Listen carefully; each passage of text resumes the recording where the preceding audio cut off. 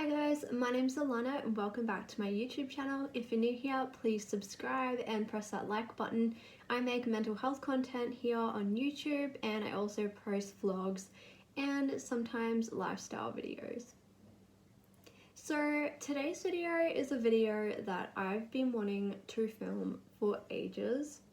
But it's kind of a video that I wanted to wait a little bit to film just because I wanted to make sure that the video was like really helpful, because this is something that not a lot of people talk about, and I thought that after doing a lot of therapy myself and like just working on this issue for a really long time, I found like solutions and ways to kind of recover in a way. So as you've seen by the title of this video, today's video is going to be a video how to stop self-harming, and I want to preface this video by saying that everyone has their own reasons behind why they engage in this behavior. So what works for me, or what has worked for me, isn't going to be a one size fits all, and obviously everyone has to try out a lot of different things to see what's going to help you. I am also going to say that apart from having lived experience with this, which I will quickly get into, I also have a certificate in mental health, and I'm also doing a diploma of counselling. So I'm also going to be coming at this from like, almost a bit more of like a professional viewpoint as well, like what you would be told if you were accessing mental health services, and also my lived experience, obviously. So that's what I just wanted to add into this video.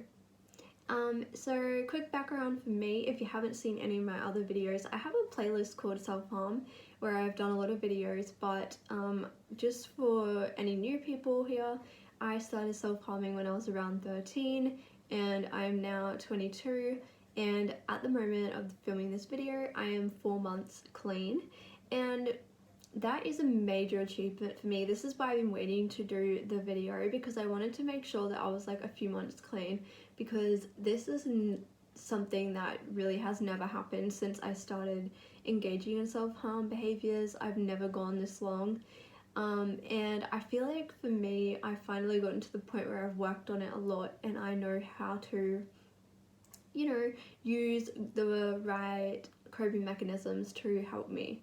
So even though I'm 4 months free of self-harm, it doesn't mean that I don't think about it like every day. It doesn't mean that I don't get urges. It doesn't mean that I don't get triggered, stuff like that. It just means that really the thing that's changed is that I've learned to better cope with it. And obviously I feel like the longer you go without it, the less kind of addictive it's gonna feel.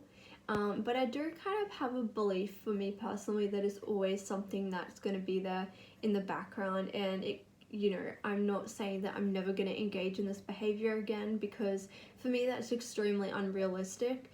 I live with multiple mental illnesses that are very complex, and this is something that's been in my life for so long and has been something I've relied on for so long. It's kind of, it puts too much pressure on me to be able to sit here and say like I'm never gonna stuff up again.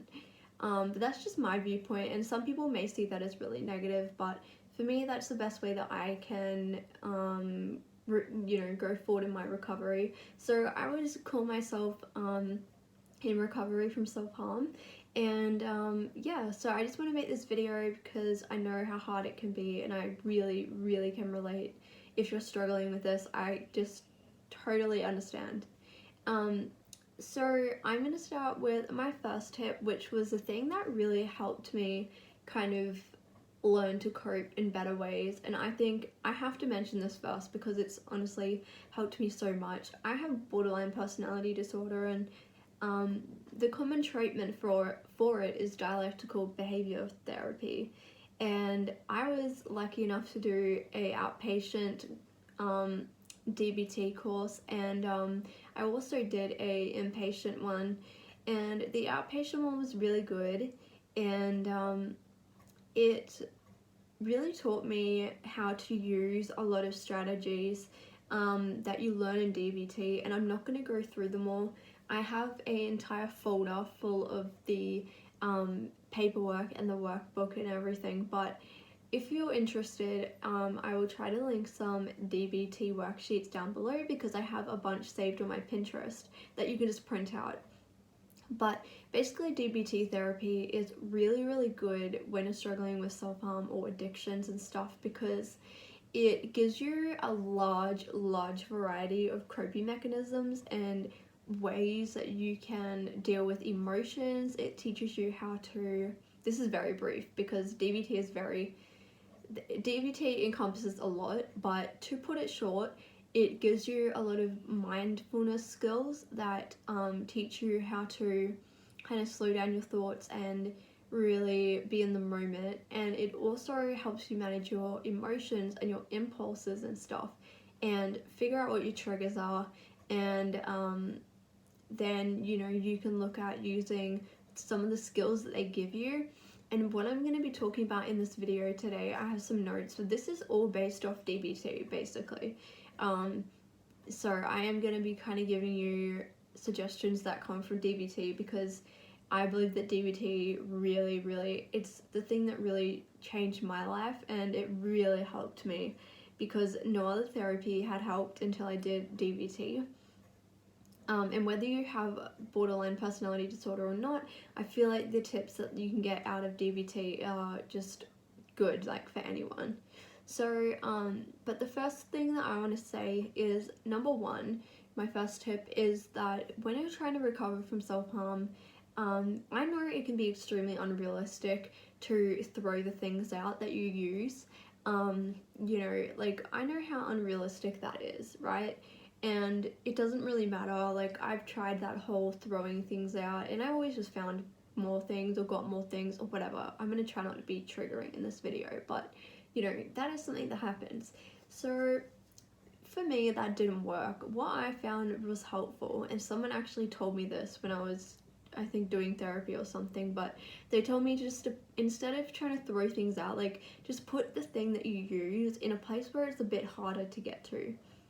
This way, you're still kind of got your safety net there, you still know that it's there, but you can put it in a place where maybe it's a bit harder to get to. It's going to take you like a couple more seconds or another extra minute to get to, because that kind of helps you delay your thinking and the whole process in between of you having that urge and that intense feeling and that wave of that addictive thing of wanting to do it, and then you actually acting on it.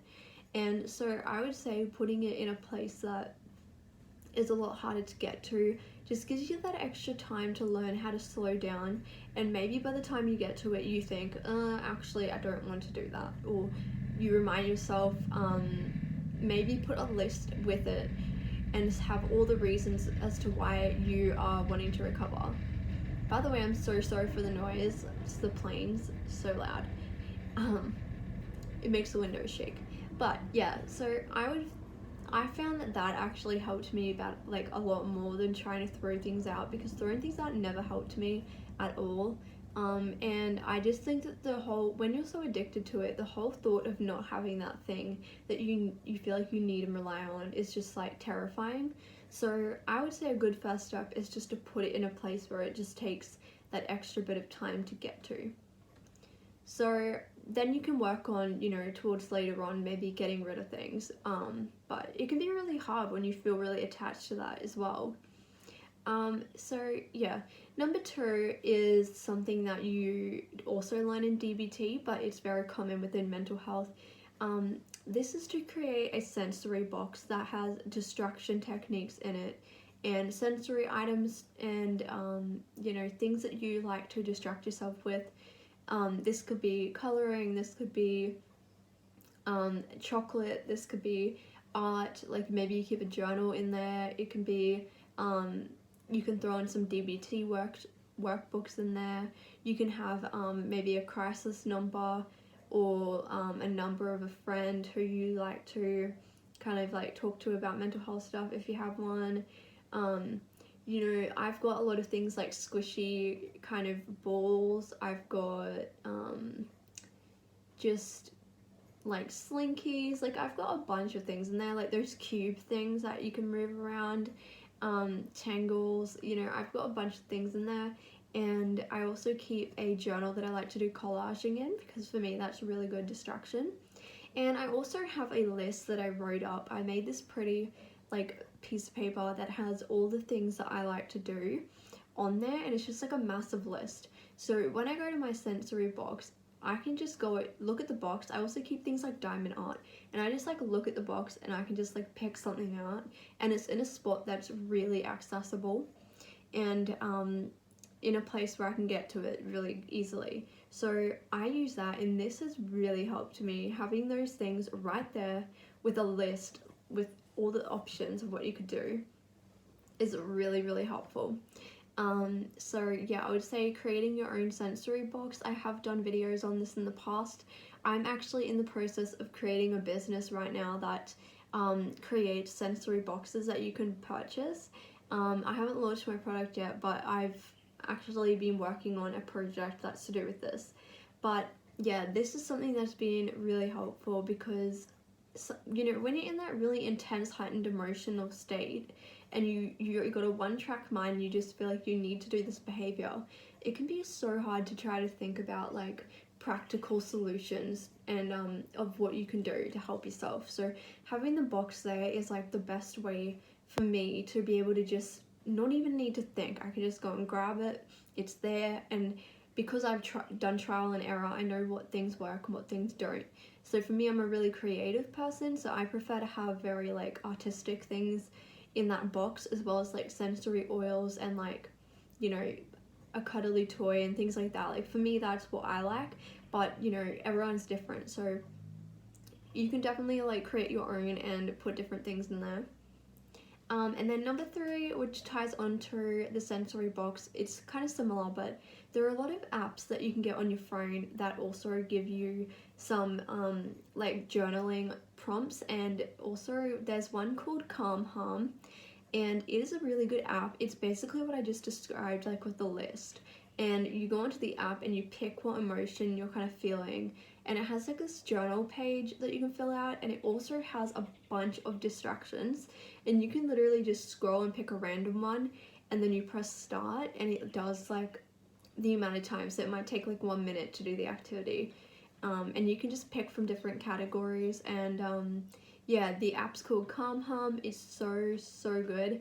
I would highly recommend this app. I got told about this app when I was doing therapy specifically for self-harm, and I found it really helpful. Some other apps are called Smiling Mind. I like that app as well. It has a lot of breathing techniques and guided imagery. There's one called Calm, which has similar stuff on there as well. And the other app that I like to use, which a lot of people have heard about in the recovery community, and it's called I Am Sober.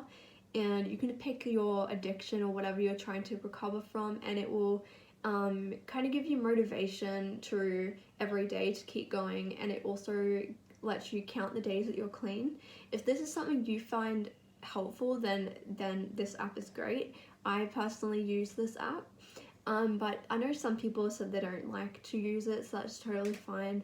But yeah, those are some apps that you can use. If you live within Australia, there's another service here called Headspace, and they have a online platform that's very good, and you can talk to a counsellor for free.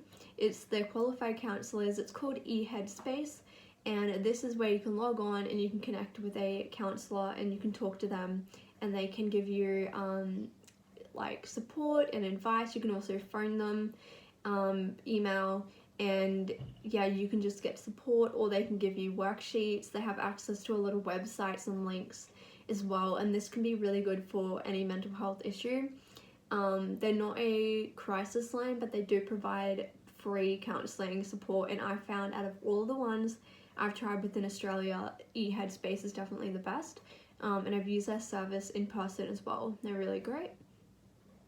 So then the fourth one is that when you're struggling with urges would be to have a person who you can text, and I know this may not be possible for everyone, but I have one online friend in particular that if I'm really struggling with self-harm urges, I like to message her because she's kind of been through similar things and I really like chatting with her, and it's always a good distraction.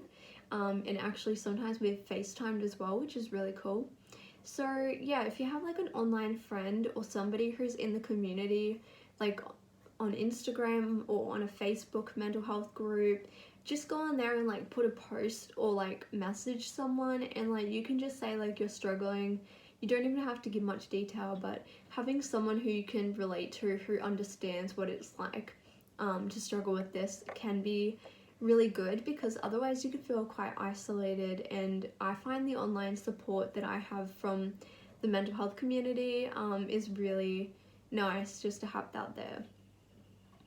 So the fifth one is to understand what purpose your self-harm serves you. So I feel like to be able to really understand how to stop, you need to know why you're doing this behavior. And this can take a really long time, and the reasons why you do it may change over time. But I found for me that it's been more of a thing of where I feel really dissociated and detached from myself and the world, and so I would feel like I needed to engage in the behavior to check that I was real. And there are a lot of kind of depersonalization and derealization like thoughts and stuff that would come into play with this, and so for me it was kind of like a thing of checking that I was real, and just like making sure that like I was alive, because I would have this weird thing where I felt like I was dead, like I had died. It's a very complicated thing. I'm not going to go into super detail about it, but that was one of the reasons that I was really struggling with it. And then the other main reason was because of, you know, with BPD you have very intense emotions and you can be very impulsive, and that would be causing me a lot of emotional distress, obviously. So for me, I figured out that they were the main reasons as to why I felt like I needed this behavior. And so because I figured out through counseling and through, you know, thinking about it and journaling and stuff, I was able to then figure out what coping mechanisms could then help, you know, when I feel like that. And it doesn't mean that like those feelings have gone away, because I haven't. It's just that I've learned to no, okay, I'm feeling like this is something I can go do, instead of doing something that's more destructive. So number 6 is to do something that kind of simulates the feeling of pain, but it's not like permanently harmful. So this can be doing really intense exercise that causes you pain, like lifting weights or going for a run. I find running is really good. Weightlifting is another thing that is good, and weights are really easy too, because I have like weights at home and I just literally do some arm exercises for like 5 minutes, and I really like that and I find it really helpful. You can also just do like 5 minutes of running on the spot. Like, I mean, I like doing exercise, so for me going out for a walk, especially outside, helps me as well. Number 7, oh, and then the other one, sorry, that I meant to say with intense exercise is to use things like holding ice, rubber bands that you can ping against your wrist. You know, maybe you can find something that is really hot to eat, like a really hot mint, or if you like eating chili, or just something really cold like an ice block or something. That can be really helpful as well, especially with the dissociation thing I was talking about. For me, that has always helped because it kind of grounds you. So grounding with those type of things that kind of give you uncomfortable pain, but it's not permanent, so that can be another one. And then the last tip that I have, which I think it's number 7, is I actually have this book that I wanted to show you guys, because this book was really nice. There is a non-for-profit organization in America called Heartsupport, and they wrote an entire book that is all about self-harm. And I love this book. I actually want to read it again. It's called Rewrite, and this is what the cover looks like. You can get it on Amazon. they have a Kindle version as well, and I read it on Kindle and then I bought the book, so I haven't actually filled any of this out in the book, but in this book it has some activities to do, it has different reasons. This book is so good because I was talking about figuring out why you engage in this behavior. This book actually goes through all these different like reasons as to why sometimes you may feel like you need to engage in that, and it also has like lived experience from people who've experienced it. It has advice for yourself and for other people who are supporting you, and it is so good. It's written by Benjamin Sledge, which is the guy who actually started Heartsupport, and it has other people who are professionals that also commented in it. But I love this book and I really need to reread it because it's so good. And their website actually has a support forum if you want to go on there and post about how you're feeling, and people like peer support, they will answer your questions. They also have a lot of it's a whole online space that they have, like Twitch streams that have mental health support. I love watching Twitch. And then they also have stuff for like if you're a gamer, if you're really into gaming. They have books, they have devotional books, like they have a bunch of things.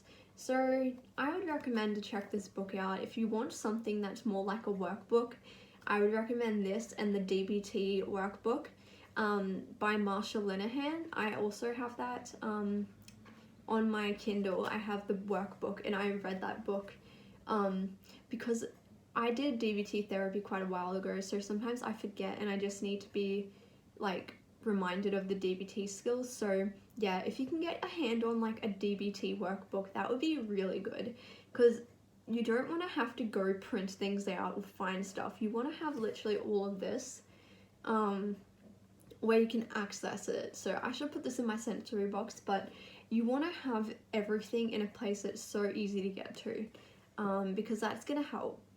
And something I forgot to mention with the distractions too was the music. This just reminded me, but listening to really loud music, like rock music, really helps me when I'm feeling really intense emotions as well. But those were my suggestions. I honestly could say even more because there are so many, but this could just be a part one. If you want me to make a second video with more tips and advice or go into detail about anything, I would totally do that. And I'm always here on social media if you need help or support. Like, I'm here just to chat, or if you want to message me about something. And yeah, I really hope that this helped you. I will list everything I talked about, like the books and services and everything, down in the below box.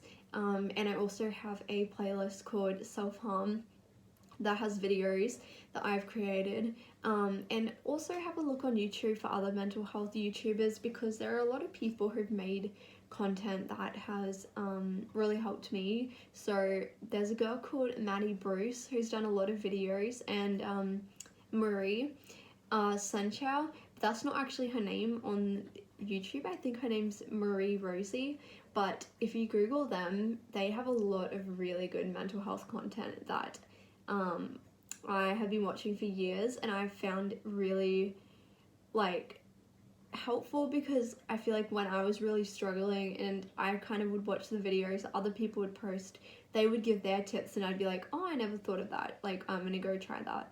So yeah, thank you for watching this video. I empathize with you guys so much. If you're struggling, I'm really sorry.